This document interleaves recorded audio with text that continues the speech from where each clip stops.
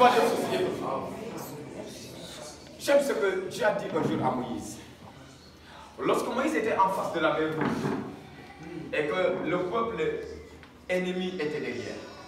Vous voyez, Pharaon était quelqu'un qui avait le cœur très dur. Pharaon était un gourou. Pharaon était un méchant type. Vous savez, le diable, lorsqu'il prend quelqu'un et qu'il se met à régner dans la vie de cette personne, il ne veut plus lâcher. Vous savez pourquoi il ne veut plus lâcher?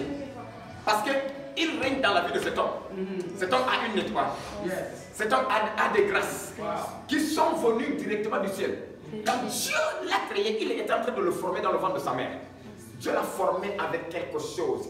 Dieu ne l'a pas amené vide sur la terre. Cet homme est venu avec beaucoup de bénédictions. C'est pourquoi vous voyez les francs-maçons, quand ils veulent monter à un autre niveau de grade, ils sacrifient des hommes. Vous savez pourquoi?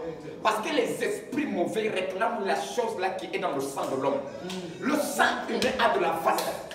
L'étoile, l'homme porte quelque chose de très dangereux. Est-ce que vous m'entendez? C'est pourquoi le diable, quand il vient régner dans la vie d'une personne, il ne veut plus lâcher. Parce que quand il est en toi, il vit. Il se nourrit de ce qui est en toi. Il se nourrit de ton étoile. Il se nourrit de tes bénédictions. Il se nourrit de tes grâces. Il se nourrit de ton sang. Et vous savez pourquoi Pharaon ne voulait pas laisser partir Israël? Parce qu'Israël faisait de... Vous avez entendu des pyramides qui sont en Égypte. Vous qui avez fait l'école, vous avez entendu des pyramides qui... C'est Israël qui a construit ces pyramides. Ça, on lui paye en or. Maintenant, imagine, tu as un esclave chez toi dans ton pays qui bâtit des pyramides, qui est en train de construire la nation. La nation se développe. Il y a des infrastructures, il y a des bâtiments, il y a des trucs qui sont là. Et tu le payes encore or. Et ce gars-là qui est là, qui travaille, tu le forces à travailler. Même il ne fait pas bien, tu tapes, tu chicotes. Et à un certain moment, lorsque Dieu a envoyé Moïse en Égypte pour sortir le peuple, quand Moïse est parti vers Pharaon, et il a dit à Pharaon, Dieu m'a envoyé pour que tu laisses partir son peuple. L'Éternel, c'est lui qui m'a envoyé. Il dit à Pharaon, qui est l'Éternel pour que moi je l'obéisse? Vous savez, le diable, Satan, il est insolent. Et c'est un gars orgueilleux. Il dit, qui est l'Éternel pour que moi je l'obéisse? Dieu a dit à Moïse, écoute-moi bien. Ma main puissante va forcer Pharaon et son armée à laisser partir mon peuple. Que le diable le veuille ou pas, il va te lâcher. Je dis, les démons qui te troublent et qui te fatiguent, qu'ils le veuillent ou pas, qu'ils le veuillent ou pas, la main puissante de Dieu va les forcer à libérer ta vie. Les démons qui ont volé tes bénédictions, qui ont volé tes grâces, qu'ils le veuillent ou pas, la main de Dieu va les forcer à lâcher tes bénédictions.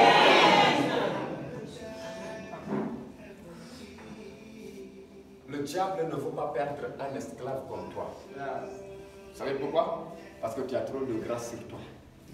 Tu as trop de bénédictions. Tu portes une étoile qui brille trop. C'est pourquoi le démon là qui est en toi, il ne veut pas te lâcher. S'il te lâche, il va se nourrir de quoi? C'est ça le souci des démons. Et ils sont rien. Ils se nourrissent que de ce qui est sur la vie des hommes. Vous savez pourquoi ils ont quitté là-bas, ils sont descendus sur la terre? Parce qu'ils savent que sur la terre, il n'y a que de la richesse, il n'y a que des richesses.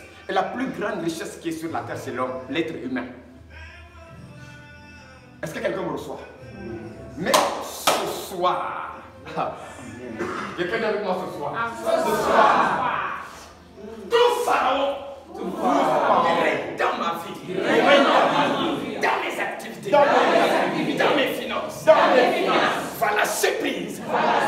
Tout Pharaon qui domine et contrôle ma vie va me libérer.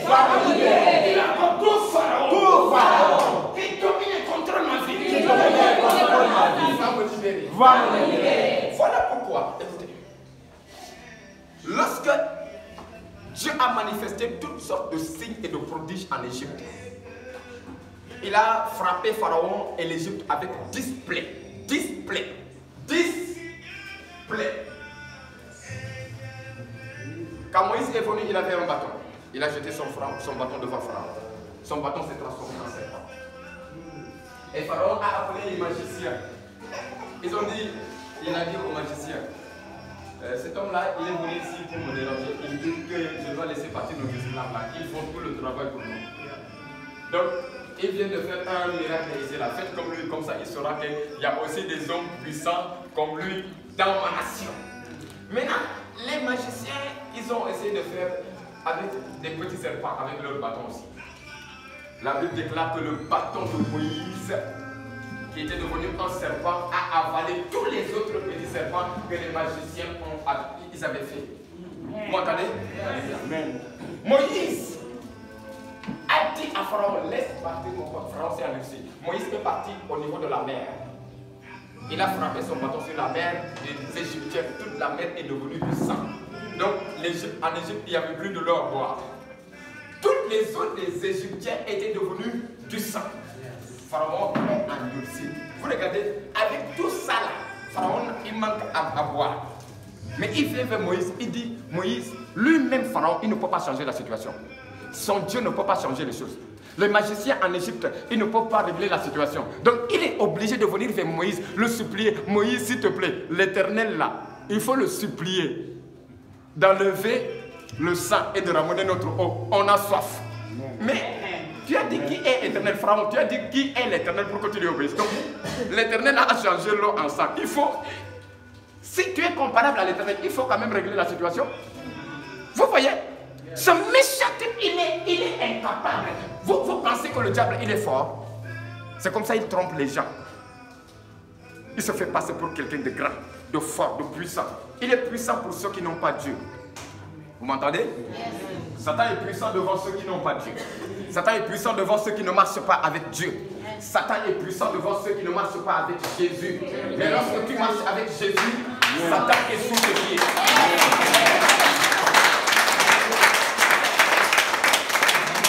Tu marches avec Jésus, Satan est sous tes pieds. C'est qui le grand serpent? Le serpent ancien. Qui a séduit Adam et Ève? C'était qui? Satan. Jésus a dit quoi? Je vous ai donné l'autorité et le pouvoir de marcher sur les... J'ai mal quand je vois des enfants de Dieu qui tremblent devant Satan. J'ai mal quand je vois des enfants de Dieu qui ont peur de Satan.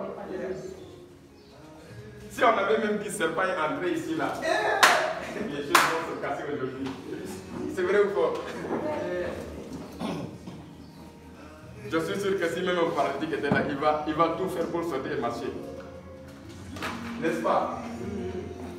Regardez le pharaon là. Pharaon, vous savez pourquoi il était comme ça? Parce qu'il avait en lui la semence de Lucifer, Satan, le rebelle des rebelles. Tout celui qui a en lui la semence de Lucifer, c'est quelqu'un comme Pharaon. Il a le même caractère que Pharaon. Lui-même, il insulte Dieu. C'est-à-dire, tous ces gens que vous voyez insulter Dieu, ils ont la semence de Satan en eux. Satan a semé sa graine en eux. Sinon, en tant que créature, on ne peut pas oser insulter ce grand Dieu. L'Éternel. Hein? Mais Dieu l'a montré toutes sortes de signes et de prodiges. Dieu a dit à Moïse, stop, il faut seulement patienter. Moi-même, je vais montrer à Pharaon qui je suis. Dieu a encore rempli toute l'Égypte avec des grenouilles dans les chambres, dans les toilettes, salle de bain, dans la cuisine, dans les lits, sur les lits de Pharaon même. Les grenouilles étaient remplies là-bas. Pharaon ne pouvait pas dormir, personne ne pouvait dormir en Égypte. Et pourtant, les Israélites habitaient en Égypte, dans un pays, dans une partie de l'Égypte qu'on appelait Goshen. Mais en Israël, là où ils habitaient, il n'y avait pas de grenouilles. Et Israël, pendant que les Égyptiens se battaient pour chercher de l'eau à boire, toutes leurs œufs étaient transformés en sang. Israël buvait tranquillement, alors qu'Israël habitait en Égypte. Est-ce que vous voyez? Écoute-moi bien, je fais parler dans la vie de quelqu'un. J'ai envie de parler dans la vie de quelqu'un. Pendant que tes ennemis souffrent autour de toi, à cause, parce qu'il manque de l'eau à boire, toi tu auras de l'eau à boire. Amen. Amen. Je dis, lorsque même la sécheresse frappe autour de toi, elle n'arrivera pas chez toi. Amen. Elle n'arrivera pas chez toi. Lorsqu'il y a une épidémie dans la nation, elle n'arrivera pas dans ta famille. Lorsqu'il y a une épidémie dans le quartier, elle n'arrivera pas chez toi. Amen. C'est comme ça que Dieu a préservé Israël de toutes ces plaies-là qui ont frappé l'Égypte. Alors qu'Israël est en Égypte et il est l'esclave. Il n'est même pas le propriétaire. C'est un étranger qui vient d'ailleurs. Mais c'est lui qui vit en paix. Les autres souffrent, les habitants. C'est comme ça que Dieu fait pour ses enfants. Que Dieu combattra pour toi. Amen. Que Dieu combatte pour toi. Amen. Que Dieu se lève pour toi. Amen. Que Dieu se lève pour ta famille. Amen. Que Dieu se lève. Amen. Alléluia. Maso perede ya kosi frère. Lesuma inshallah. Redu satima la campagne. Pharaon a encore demandé à Moïse, s'il te plaît, il faut prier l'Éternel, il n'a qu'à enlever les grenouilles. Mais donc, toutes les fois qu'il y a un problème, c'est Moïse qui doit appeler l'Éternel. L'Éternel là que tu me prises. Jusqu'à 10 fois, bien aimé, jusqu'à 10 fois. La 10e fois, Pharaon a dit, Dieu a dit à Moïse, il faut dire à Pharaon, cette fois-ci là, la plaie sera très grave. S'il refuse de laisser partir mon peuple, je vais tuer tous ses premiers-nés. Tous les premiers-nés d'Égypte. C'était la dernière plaie. Pharaon s'est endurci au milieu de la nuit. Alors qu'Israël était déjà en sécurité. Parce que vers le soir, Dieu a dit à Moïse, il faut prendre un agneau sans tache ni défaut. Vous allez tuer l'agneau. C'est ce qu'on appelle la Pâque de l'Éternel. Quand vous tuez l'agneau, prenez le sang de cet agneau et mettez ça sur les linteaux de vos chambres. L'ange de la mort va passer et il tuera tous les premiers-nés d'Égypte. Et quand il verra le sang sur les linteaux de vos chambres, il passera outre. Il ne vous touchera pas. Amen. Et Israël a été sécurisé contre la mort. Je décrète et déclare que de la même manière que le sang de cet agneau a sécurisé Israël, le sang de Jésus sera sur le linteau de ta chambre. Le sang de Jésus sera sur toi. Le sang de Jésus sera sur toi. Le sang de Jésus sera sur toi. Vous savez pourquoi le sang? Vous savez pourquoi le sang? Ça c'était une image. Ça c'était une image, l'ombre des choses à venir. Dieu était en train de montrer comment il allait délivrer le monde de l'esclavage de l'ennemi, du joug de Satan. Parce que de la même manière qu'Israël était sous le joug des Égyptiens, c'est de cette même manière que toute la terre, les êtres humains étaient sous le joug de Satan, sous le contrôle de Lucifer, qui avait fait déjà tomber Adam dans le péché et qui avait maintenant pris la domination. Est-ce que vous m'entendez? Donc le sang de cet agneau représentait en quelque sorte le sang de Jésus. C'est pourquoi il a dit un agneau. Il n'a pas dit prenez une vache. Non, il a dit prenez un agneau. Quand Jean-Baptiste témoignait de Jésus, il a vu. Qu'est-ce qu'il a dit? Voici l'agneau de Dieu qui ôte le péché du monde. Amen. Amen. Yes. Hi.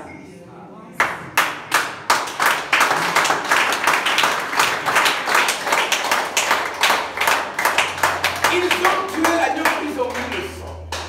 L'ange n'a pas pu pénétrer leur champ. L'ange est passé outre. Tous les premiers-nés d'Égypte étaient morts. Même le fils aîné de Pharaon était mort cette nuit. Il y avait des cris dans toute l'Égypte.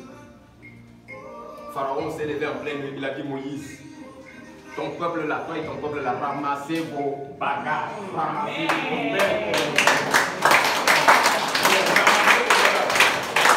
Ramassez vos bagages. Prenez tout ce qui est à vous ici et partez.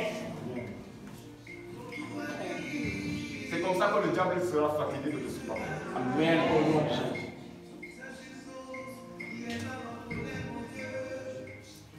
Le diable sera fatigué de te garder là-bas, dans cet esclavage. Il sera tellement tourmenté qu'il aura hâte que tu partes. Maintenant, pour terminer, quand Israël sort d'Égypte, le cœur de Pharaon est endurci. Il voit l'esclave qui est en train de partir et il voit ses entrailles qui sont en train de tomber dans l'eau. Il dit, mais maintenant qu'ils sont en train de partir, qui va travailler pour nous? Qui va bâtir des pyramides pour nous? Ramsès Python était déjà construite. Il avait d'autres rêves. Il avait une vision pour d'autres. Il dit qu'il va maintenant faire le reste. On va les poursuivre et on va les ramener ici. Pharaon, avec 10 plaies, tu n'as pas encore assez. 10 plaies, même les premiers-nés sont morts, tu n'as pas encore assez. Et il suit les Égyptiens, il suit les enfants d'Israël. Quand les enfants d'Israël étaient face à la mer Rouge, ils regardent derrière, ils voient Pharaon et son armée qui sont en train d'arriver. Et ils ont commencé à trembler. Ils ont commencé à trembler. Ils ont commencé à crier. Moïse, pourquoi tu nous as fait ça? Et l'homme est comme ça. Moïse s'est battu, il a tout fait. Il est parti affronter Pharaon pour que vous sortiez de l'esclavage. Quand vous étiez en train de sortir, n'est-ce pas, avec beaucoup de richesses même, vous étiez content, non? Maintenant que le peuple ennemi est derrière vous, vous mettez la faute sur Moïse. Moïse, pourquoi tu ne nous as pas laissé là-bas en Égypte? Là-bas, on était en train de manger. Si même on était mort en Égypte, on allait nous enterrer. Mais ici, nous allons mourir dans cette brousse. Et puis les bêtes vont venir manger nos cadavres. Dieu a dit à Moïse, écoute-moi. Ce peuple que tu vois derrière, tu ne les verras plus jamais. J'ai envie de parler sur ta vie. Cette maladie qui t'a longtemps fait souffrir, après ce soir, tu ne la verras plus jamais. Cet ennemi qui t'a longtemps troublé, après ce soir, il disparaîtra. Amen.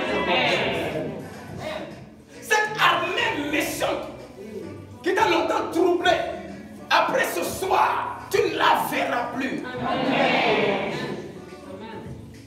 Pendant que je parle, passe à ton ennemi, passe à ta maladie, passe à ta situation, passe à ton problème. Et mets-toi dans la tête, my God, mets-toi dans la tête de cette situation que je vis maintenant.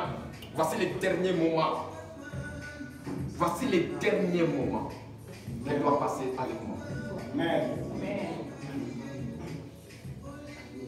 Moïse regarde derrière. Moïse regarde. Il voit toute l'armée de Pharaon. Des chars, des cavaliers. Il faut aller en guerre. Dieu dit cette armée-là. Ils vont servir à faire éclater ma gloire. Et Dieu dit à Moïse, lève la main. Moïse lève la main. Il dit, frappe la mer. Moïse frappe la mer. Et les eaux se séparent. Amen.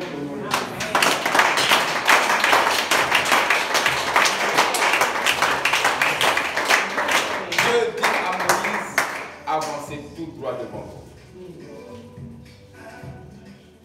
Et Moïse et le peuple sont entrés dans la mer. Il y avait 2 murs. Des eaux à gauche, des eaux à droite. Est-ce que vous imaginez ça? Quand il regarde à gauche, il y a l'eau qui est comme ça. Verticale. Comme ça. Comme 2 murs. Et passé. Et Pharaon pensait que le chemin là aussi a été ouvert aussi pour lui. Ce n'était pas ouvert pour Pharaon. Amen. Non, le chemin là n'est pas ouvert pour tes ennemis. Amen. Il est ouvert que pour toi. Amen. Un ennemi qui va tenter de te suivre, là, il va s'enfoncer. Amen. Pharaon et son armée suivent les Israélites. Et pendant qu'ils entraient en pleine mer, ils étaient au milieu de la mer, Israël sortait de l'autre côté. Dieu dit à Moïse, tourne maintenant. Ah, tu es sur le point de crier de joie. Amen. Il y a quelqu'un qui est sur le point de